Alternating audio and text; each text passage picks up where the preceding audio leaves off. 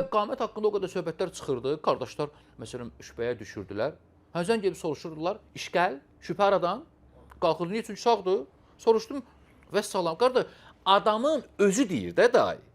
Söhbəti gedilən adamın özü sağdır dedim, soruşdum, qutardı. Həll oldu Emil. Elhamdülillah qutardı. Və belə nə qədər söhbətlər qutarıb.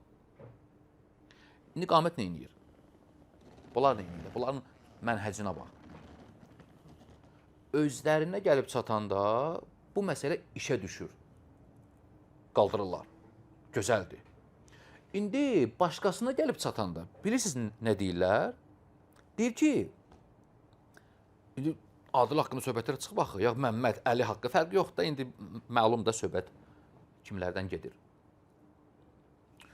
Yaxşı, mənim haqqımda. Şeyx İbrahim Ruheyli falan bu kimi söhbət. Qamət biz nə deyir? Qamətə gəlib deyirlər ki, şeyx,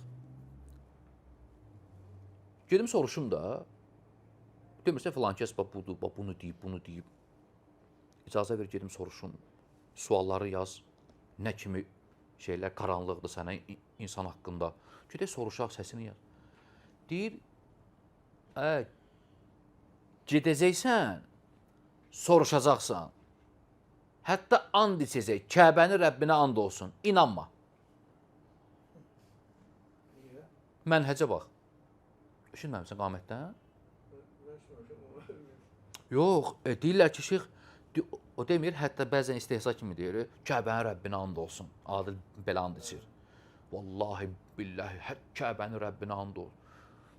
Yəni, gedib soruşarsan ola bilsin. Ola bilsin, o deyəcək, yox, olmayıb. Hətta ola bilsin, and içsin.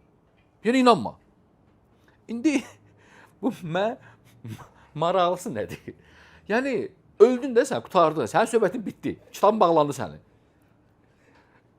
O birisi niyə elədi? Bir insanın kimdənsə zəhləsi gedirsə, onun kitabı bağlandı. Mənim səndən zəhləm gedirsə, əuzubillah Emil, Allah uzaq eləsin.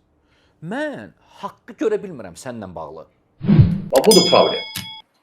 Belə olur problemlər, bəli.